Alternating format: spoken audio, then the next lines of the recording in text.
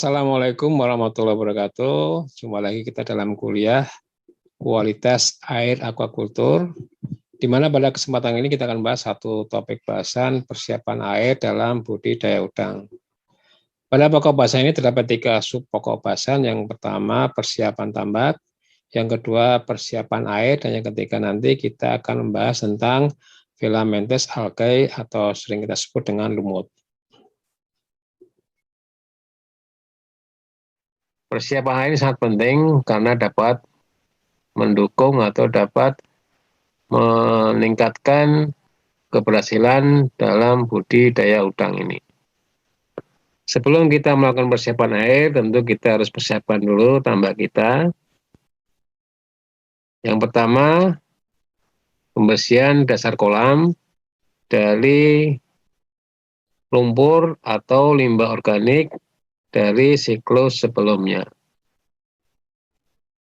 Yang kedua, kita lakukan pengapuran dasar tambak, di mana jenis dan dosisnya telah kita bahas pada video-video sebelumnya.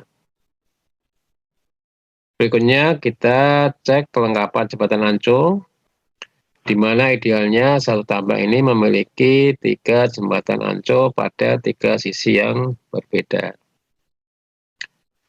Berikutnya pemasangan instalasi kincir dengan jumlah sesuai dengan kepadatan penebaran atau estimasi atau target biomasa udang yang akan kita panen pada siklus budidaya. Sebagai gambaran, untuk 1 unit kincir ini bisa menopang 25.000 ekor benur atau menopang 400 sampai 500 kg udang. Kemudian kita lakukan pemasangan streaming ya, untuk air masuk inlet. Gunanya apa? Gunanya untuk mencegah masuknya ikan sebagai predator maupun udang sebagai karier. Nah, setelah kita melakukan persiapan ini, maka kita bisa langsung melakukan pengisian air dengan ketinggian bisa 1,2 atau 1,5 tergantung keinginan kita.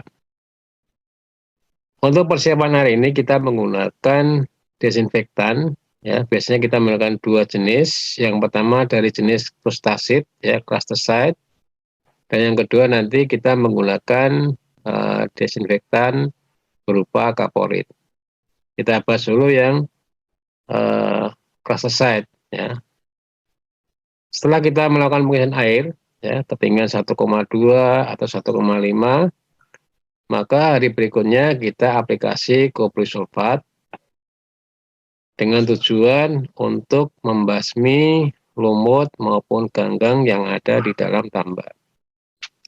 Konsentrasinya 2 mg per liter. Kalau misalnya dengan tambak ukuran 1000 meter persegi dengan ketinggian air 1 meter, maka kebutuhan kopri sulfatnya sebanyak 2 kg. Yang ketiga, hari ketiga setelah 2 hari kopri sulfat, kita bisa aplikasi Crustacide atau yang sejenisnya. Di pasaran banyak sekali variannya dengan dosis 1 sampai 2 mg per liter. Nah, ini tergantung dari produknya, nanti bisa kita lihat pada panduan produk tersebut, ya. 1 sampai 2 mg per liter, ya, kalau misalnya kita memiliki kolam 1000 meter persegi dengan ketinggian air 1 meter, berarti kita memerlukan 1 sampai 2 kg Crustacide ini. Ini khusus untuk membasmi udang-udangan, ya, ataupun juga kepiting. Artinya semua organisme yang berada, ya, atau termasuk dalam kelas Crustacea. Kemudian pada hari ke-8, ya, setelah 5 hari dari aplikasi Crustacide, karena biasanya residunya habis dalam waktu 5 hari, kita aplikasi saponin dengan dosis 10 sampai 20 mg per liter. Tujuannya untuk membunuh, ya, semua organisme air yang berdarah merah, ya. Terutama di sini yang kita targetkan adalah ikan. Ya, dosisnya 10 sampai 20 mg liter. Ya, misalnya kolamnya 1000 meter persegi, ketinggian air 1 meter, berarti kita butuh 10 sampai 20 kg saponin. Saponin ini biasanya residu akan habis pada hari kedua, ya. Setelah 48 jam, residunya akan habis. Sehingga nanti tanggal 10 kita, atau hari ke-10 kita aplikasi dolomit dengan dosis 50 sampai 100 mg per liter. Ya, kalau kolamnya 1000, ketinggian air 1 meter, maka butuh 50 sampai 100 kg dolomit. Tujuannya untuk apa? Dolomit ini tujuannya untuk meningkatkan alkalinitas dan juga meningkatkan ketersediaan mineral Ca dan Mg. Hari berikutnya, hari ke-11, kita bisa aplikasi pupuk. Ya, kita gunakan di sini karena kita ingin menumbuhkan fitoplankton, maka kita butuh pupuk N dan P. Ya. N, sumber N kita gunakan urea, kita bisa aplikasi 10 mg per liter. Kemudian pupuk TSP sebagai sumber P, 1 mg per liter. Nah, ini dengan aplikasi ini diperkirakan NP rasionya sekitar 20. Sehingga nanti kita harapkan yang tumbuh adalah chlorophyta ataupun diatom. Ya. Jadi kalau 10 mg per liter, berarti kalau kolamnya 1000 meter persegi, ketinggian 1 meter, kita butuh 10 kg urea dan 1 kg TSP. Ya, sekali lagi ini tujuannya untuk menumbuhkan fitoplankton atau meningkatkan kepadatan fitoplankton yang sudah ada, ya, dengan menambah sumber nutrien N dan P. Berikutnya, hari ke-13, kita aplikasi fermentasi dedak sebanyak 10 kg, ya, atau 10 mg per liter, ya, kita gunakan 10 kg untuk 1000 meter perseginya. Tujuannya untuk apa? Ini untuk meningkatkan ketersediaan karbon organik sehingga bisa merangsang pertumbuhan zooplankton, terutama Copepoda dan Rotifera. Ya, kita buat fermentasi dedak 10 kg untuk 1000 meter persegi. Kemudian hari ke-14 ini kita bisa juga aplikasi probiotik, ini opsional, ya, tergantung apakah kita ingin aplikasi probiotik atau tidak, itu tergantung kita. Nah, setelah kita aplikasi ini nanti sekitar hari ke-15, ya, itu harapannya air itu sudah mantap, ya, dari segi warnanya maupun kecerahannya. Ya, kita harapkan warna air itu hijau, chlorophyta maupun coklat diatom dengan kecerahan 50 sampai 70 cm sehingga sudah siap untuk tebar benur. Nah, ini persiapan air dengan menggunakan krustasite, ya. Kemudian yang kedua, kalau kita persiapan air dengan menggunakan kaporit, ya, ini bisa kita lakukan, ya. Ini lebih simpel, ya. Jadi setelah kita isi air, ya, 1,2 atau 1,5 atau sesuai dengan keinginan kita, maka hari pertama kita aplikasi kaporit 30 mg per liter, ya, 30 mg per liter. Nah, kaporit ini bisa membasmi ikan, udang, ya, fitoplankton juga mati, bakteri juga mati. Sehingga nanti setelah kita aplikasi kaporit ini, kita tidak perlu aplikasi saponin, ya, saponin. Dan juga kita tidak perlu juga aplikasi koprisulfat karena lumut tadi, ya, kemudian ganggang juga akan mati dengan kapori 30 mg per liter ini. Kadang ada juga yang perlakuan sampai 40 mg per liter. Kemudian kaporit ini biasanya akan habis residunya setelah 48 jam. Ya, kemudian hari ketiga kita bisa mulai aplikasi dolomit 50-100 mg per liter untuk meningkatkan ketersediaan mineral Ca dan Mg serta bikarbonat ya, agar alkalinitasnya bisa meningkat. Kemudian hari keempat sampai 5 ini bisa juga kita akan lanjutkan dengan aplikasi pupuk urea dan TSP ya, sama jumlahnya seperti yang tadi. Nah, karena ini untuk aplikasi kaporit ini bisa menyebabkan fitoplankton mati, maka butuh waktu yang agak lama untuk penumbuhan fitoplankton. Jadi mulai hari keempat atau kelima kita bisa mulai aplikasi pupuk urea ya untuk atau dan TSP untuk meningkatkan pertumbuhan fitoplankton. Kemudian hari ke-8 kita juga bisa melakukan fermentasi ledak ya untuk meningkatkan ketersediaan zooplankton. Kemudian juga hari ke-10 probiotik ini opsional ya. Bisa dilakukan juga bisa tidak.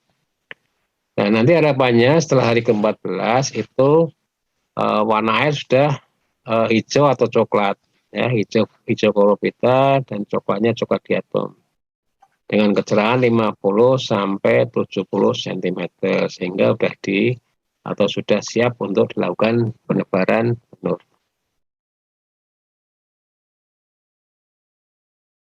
Pembahasan mengenai filamentous algae atau sering kita sebut dengan lumut sangat penting karena filamentous algae ini sangat mempengaruhi keberhasilan dalam budidaya udang. Tidak jarang bahwa keberadaan dari lumut atau filamentous algae ini bisa menyebabkan kegagalan dalam budidaya udang. Nah, lumut ini kalau kita cegah keberadaan dalam tambak udang kita, maka akan dapat menimbulkan efek buruk bagi udang yang kita pelihara. Ya, jadi akan kami bahas tentang filamentous algae ini, jenisnya maupun cara pencegahannya. Alga itu terbagi menjadi 3. Ya. Yang pertama itu ada mikroalgae atau planktonik, ya itu jenis-jenis plankton itu ya, seperti chlorophyta, kemudian diatom dan lain-lainnya. Kemudian yang kedua itu yang tergolong dalam filamentous algae yang akan kita bahas nanti ya, alga yang berfilamen. Dan yang ketiga itu dia termasuk dalam mikroalgae ya, alga yang tumbuhannya lebih besar ya, memiliki akar. Dan kalau yang mikroalgae ini jarang kita temui di tambak udang, tapi di perairan umum itu banyak ditemukan. Yang sering kita temukan di tambak udang itu dari jenis mikroalgae dan filamentous algae. Kalau yang mikroalgae memang kita butuhkan, tetapi yang filamentous algae ini yang seharusnya tidak boleh ada di tambak udang. Gitu ya. Nah, apa itu filamentous algae? Ada beberapa keterangan di sini ya. Dia tumbuh di dasar tambak atau di dasar perairan, gitu ya. Kemudian dia itu kadang bisa naik ke atas karena gelembung gas yang terperangkap dalam tanaman tersebut. Ya, aslinya dia tumbuh di dasar, namun ketika ada gelembung gas yang terperangkap dalam tanaman tersebut, maka tanaman tersebut akan terangkat ke atas sehingga naik ke permukaan. Kemudian, nah ini filamentous algae ini sering kita kenal dengan istilah lumut ya, ataupun ganggang. Istilah umumnya di kalangan petambak. Dan yang perlu kita ketahui juga bahwa filamentous algae ini karena bukan algae, fototaksis positif membutuhkan sinar matahari. Jadi keberadaan dia tergantung dari sinar matahari. Ketika sinar matahari tidak bisa tembus sampai dasar, maka alga tersebut tidak akan tumbuh.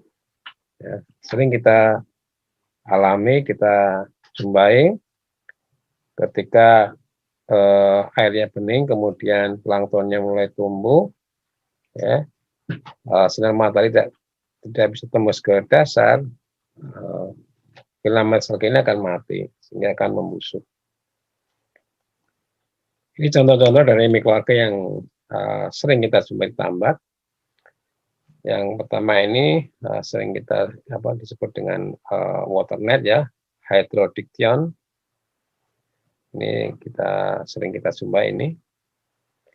Kemudian Lyngbya, ini juga lumutnya, ya. Kemudian, Phytophthora ini kadang sangat sulit kita kendalikan Phytophthora ini kalau sudah ada di tambak, ya. Ini juga Phytophthora, ya, familiar kita ini untuk tambak-tambak yang ya biasanya persiapan tambak kurang bagus, dia tumbuh di genangan air, kemudian kita isi air, kemudian dia akan naik ke permukaan karena gelombang udara yang terperangkap di dalam tanaman tersebut. Ini sama, ya. Nah, kemudian juga Spirogyra ini lebih halus, ya, lumutnya lebih halus, ya. Ini sudah familiar saya kira tambak. Kita jumpai tidak hanya di tambak, di pelayan umum juga banyak juga. Ya, Spirogyra. Nah, ini juga lumutnya kelihatan. Ini jenis-jenis yang harus kita hindari di dalam tambak kita. Kemudian kenapa kita harus menghindari filamen alga tersebut atau lumut tersebut? Karena beberapa efek negatif yang ditimbulkan. Yang pertama, plankton akan sulit tumbuh karena nutrien yang ada bukan dimanfaatkan filamen alga tersebut, ya. Baik nutrien yang sudah ada di situ maupun nutrien yang kita berikan melalui pemupukan, ya. Kemudian tingkat kelangsungan hidup rendah, ini tingkat kelangsungan hidup udang, ya, karena biasanya kalau planktonnya tumbuh, sinar matahari tembus ke perairan, ya, atau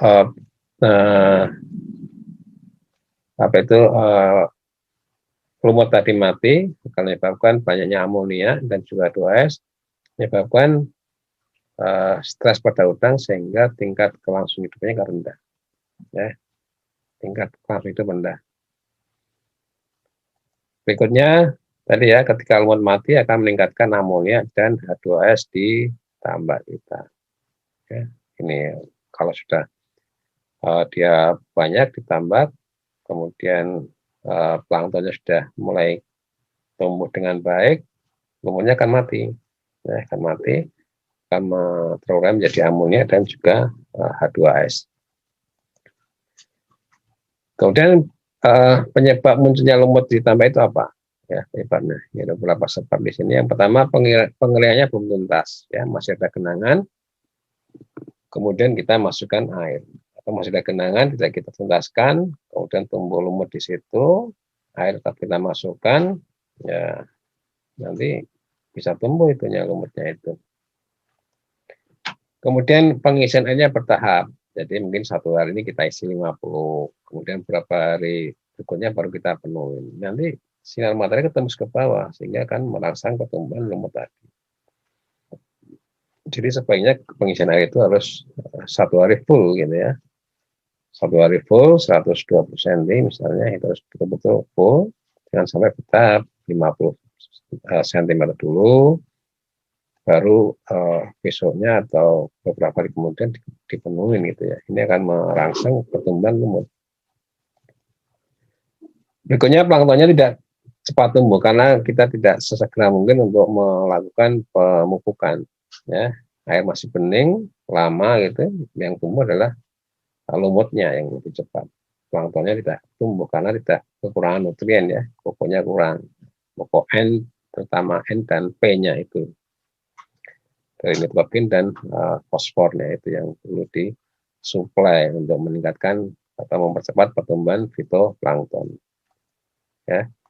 Kemudian kandungan nitrogen di tanah juga tinggi ya. Di awal tanahnya tidak terlalu tinggi, nanti lumutnya itu bisa cepat berkembang.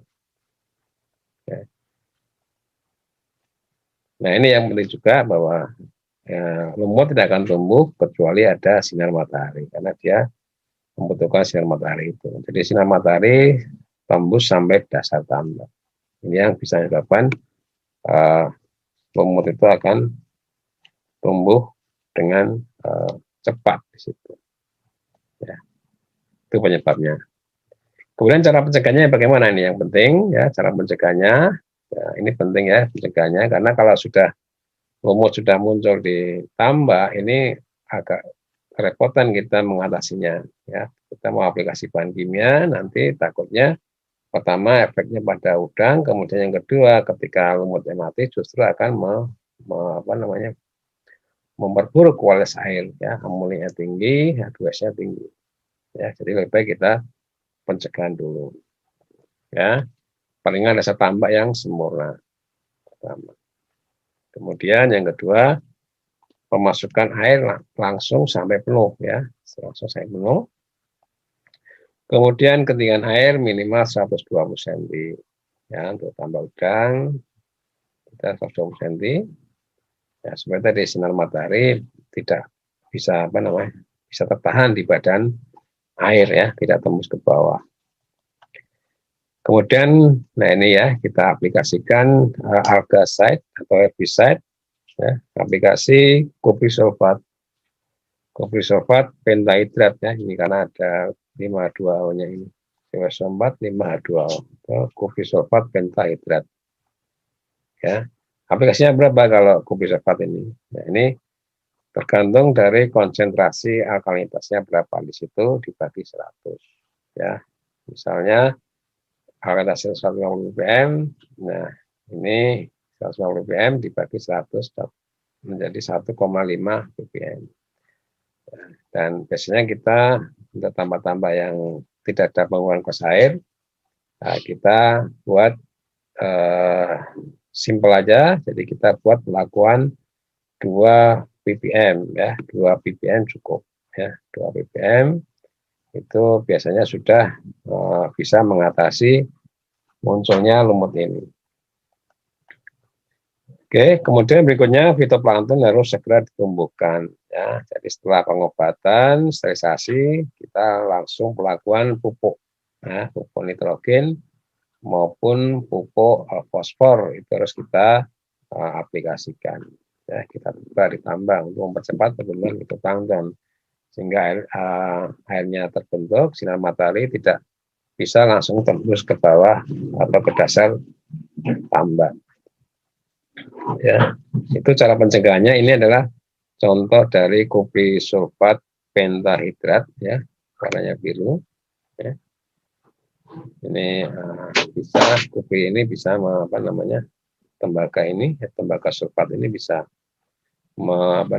sebagai herbicide, ya, herbisida untuk membasmi tanaman-tanaman air. Gitu ya. Nah ini contoh perhitungannya, berapa sih kalau tambak kita misalnya 2000 meter persegi, ketinggian airnya 1 meter, berapa kebutuhan kuprisulfat dengan konsentrasi 2 ppm, atau ini kalau 2 ppm sama dengan 2 mg per liter ya, untuk membasmi lumut itu.